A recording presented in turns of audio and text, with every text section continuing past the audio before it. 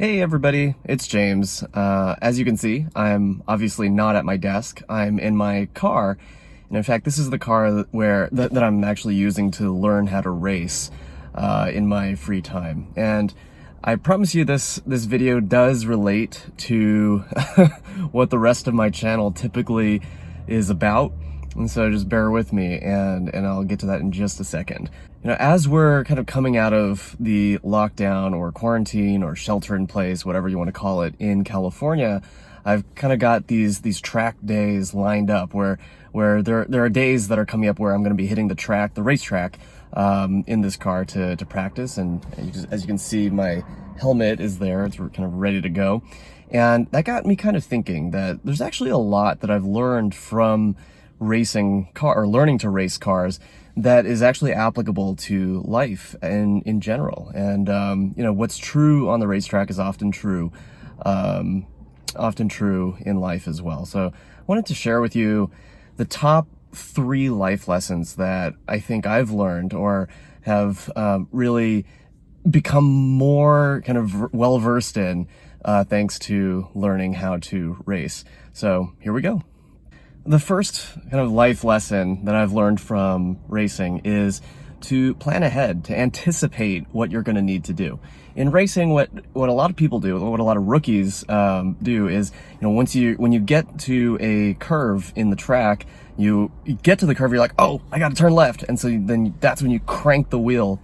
And so actually, what ends up happening is that you're forcing a change in direction at a terrible moment when you absolutely have to at the last minute. And this happens a lot in my work with students, because, you know, I'll hear it. It's something like this, where a student will say something like, yeah, and our calculus test was super hard. It was way harder than I thought, because, you know, our teacher just decided to test us on the concept in this particular way, and I didn't expect that to happen. It's like, well, could you have expected that? Could you have anticipated it? And, you know, 9 times out of 10, the answer is yes. And certainly you can anticipate it the next time. A huge mistake that I see students making is often they talk to previous year students about, you know, a particular teacher's exams, like, oh yeah, like, you know, how does Mr. So-and-so or Miss So-and-so test on certain topics? And then they try to get, like, you know, previous year exams and try to practice off of those. And that is a perfect example of where you're not putting yourself in a position to anticipate what you're going to need to do. It's just like, I'm going to study exactly what I think is going to happen, and when there's in fact a very real chance that that's not going to happen on the test. And so anticipation is super key. Another area where this comes into play is anticipating that, let's say, if you're going to take, if you know that you're going to have to take certain standardized exams in the coming years, you want to anticipate that as early as possible so that you can make a plan, right? You don't want to, like, let's say, you know, you're at near the end of junior year and you're like, oh shoot, I haven't taken the SAT yet. And then you're like, okay, well, I'll take it in the fall of senior year. And then, you know, during the summer, you suddenly, you're like, oh no, I'm out of time. I'm going to start preparing for the SAT. That is a failure of anticipation, right? This is something that you absolutely know that you're gonna need to do or want to do, and you should anticipate that and plan accordingly. So that's the first life lesson that I think racing really taught me, which is to anticipate, and you really want to look ahead as far as you can. That's actually one of the greatest differences between people who are slow on the racetrack versus people who are fast. It's all in the eyes. How far ahead are you seeing? The same is true whether you're in high school and college in the first few years of your career. Doesn't matter. The more you can anticipate, the better. And the second lesson that I've learned from learning how to race is that slow cars make fast drivers. So how does this apply to life? Well, in life, what I often see in my work with families is that parents are really instinctively or instinctually eager to help their kids succeed. I mean, it's one of our tendencies as people, where if you're a parent, you want to help your kids succeed. But the problem is that if success is given too readily or provided too readily to a young person, then then what disappears is the challenge that's actually required to become a leveled up human being, right? We actually need a lot of challenge to become our best selves. If you under challenge somebody, in other words, you make life too easy for that person, then you're not going to get the peak result.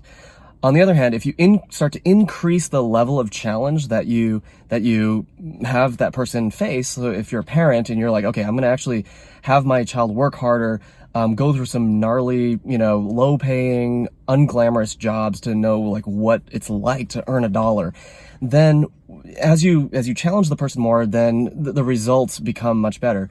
And then at some point there's like a peak where after which it falls off. So if you challenge someone too much, they might just give up, right? And so I think the key here is that we actually have to increase the resilience of each person, of each student.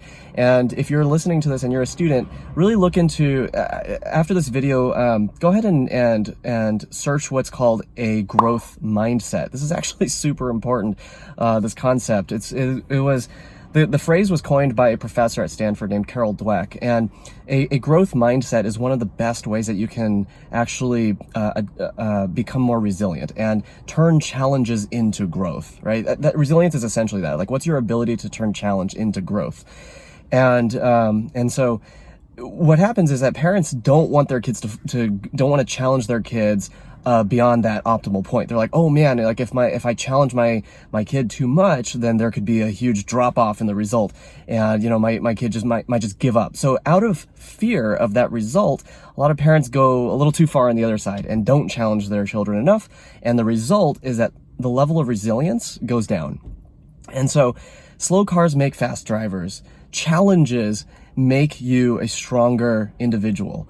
And so the best way to become a fast driver or a successful individual is to not have all of these advantages up front that take away your incentive to become better and take away your and can mask all of your deficiencies, right? You want to know what those deficiencies are so that you can work on them. So yeah, that's the second thing that I think racing really has taught me.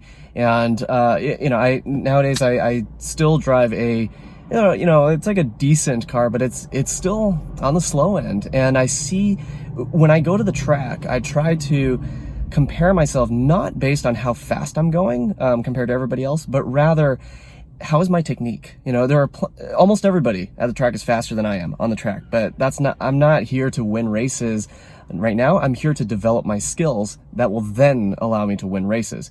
And so I'm looking for, okay, is my technique better than the guy who just passed me in a car with twice as much power, right? So that's what you want to aim for. It's give yourself the opportunity to develop those skills by challenging yourself and not just giving yourself shortcuts to the success that you're looking for right now.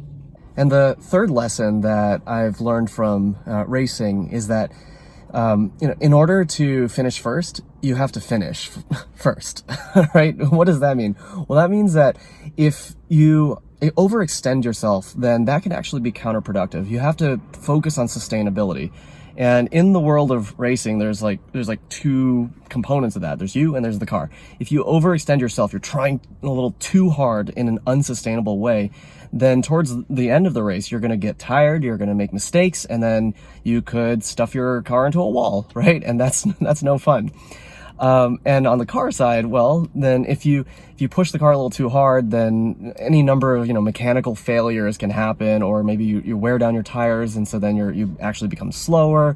A lot of bad things can happen if you kind of push a little too hard. So how does this apply to life? Well, sustainability is really, really key. And what you really need to think about is, when you're in high school, you feel like you're kind of invincible physically, right? Like you're just like, oh yeah, like I can sleep like 4 hours and I'm like fine the next day, even though I'm falling asleep in like half my classes, right? But you don't feel that it's actually like bad for your physical self. But you do want to take care of your body. Your body is like the race car, right? It is the machinery that enables your brain to do its best work. So you need to take care of it. And I used to tell my SAT students the same thing, where, if you are a race car driver, would you ever, go to a race with a car that, is just running at, it's like got really terrible gasoline, or maybe it's like, the tires are bald, there's no more tread, or, something is, all the pieces of the parts are like worn out. You would not do that, right? You would show up with your machinery in really great shape. And the same is true of your body. If you show up to the SAT having slept 3 hours, that's not going to be how you get the best result, right? Because the machinery is really key, especially as your machinery is, your body is like keeping your mind, fed with oxygen and nutrients and so on. So that's kind of the physical side. And then there's the mental side, which is that, and emotional side, which is that if you overextend yourself, in a way that's unsustainable, then that's no good either. You want to push yourself to a point where you're challenging yourself. But if you're just constantly feeling exhausted, tired, and you don't feel that you're actually doing it in a sustainable way, then really watch out and be sure to take care of yourself, because getting to the next milestone is important, but so is, succeeding for the rest of your life, right? So, it's a cliche that people say that, life is a marathon, not a sprint. And it really is true that in order to achieve the most during your lifetime, it's important to look at that long term. And a lot of people don't, because it feels like there's emergencies all the time. Like, oh, well, how can I focus on, sleep when I have like a huge test tomorrow, right? I just need to stay up and study, right? That's our tendency. We see all these emergencies coming up, and we're like, I don't have time to take care of myself right now. I just need to like do well on this test. Well, really use those moments like weekends or, vacations, summer break, spring break, to recuperate and then get yourself on a path to sustainability. For example, summer's coming up, right? If you know that you're probably going to struggle to stay on top of your studies, start studying for those classes during the summer, right? Offload some of that work so that during the school year, you can actually get enough sleep. Especially if you are in high school, you need a lot of sleep. I highly recommend a book called Why We Sleep by Dr. Matthew Walker.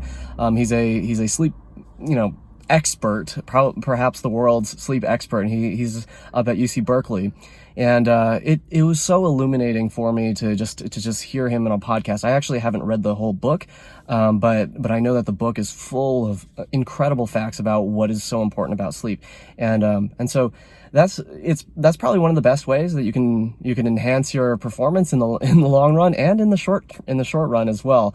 And so really try to limit the amount that you kind of abuse the physical machinery that keeps your brain going, right? You need to perform at your best. So remember, in order to finish first, you have to finish first of all. So that's all I had to say for now about what learning to race has taught me about life. And it's literally 100 degrees outside, and I'm sitting here in my tiny little car with no air conditioning on because because the air conditioning was noisy and I wanted you all to be able to hear me. So yeah, these are the sacrifices that I make for you. So if you appreciate that, hit the like button down below. Also hit the subscribe button. It helps the YouTube algorithm. It helps me out as a new content creator on YouTube.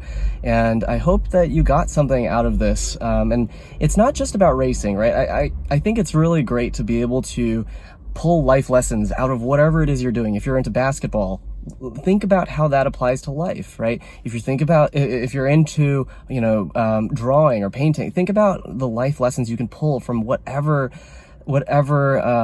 activity you're up to, because life is really not that complicated. I think the same kinds of rules and principles show up again and again, and so I think it's really about seeing how it all applies to life and really practicing it in all the domains of your life. So hopefully that was interesting for you. Again, I'm James. I'm one of the co-founders of Cortex Education, and thank you so much for watching. I'll see you next time.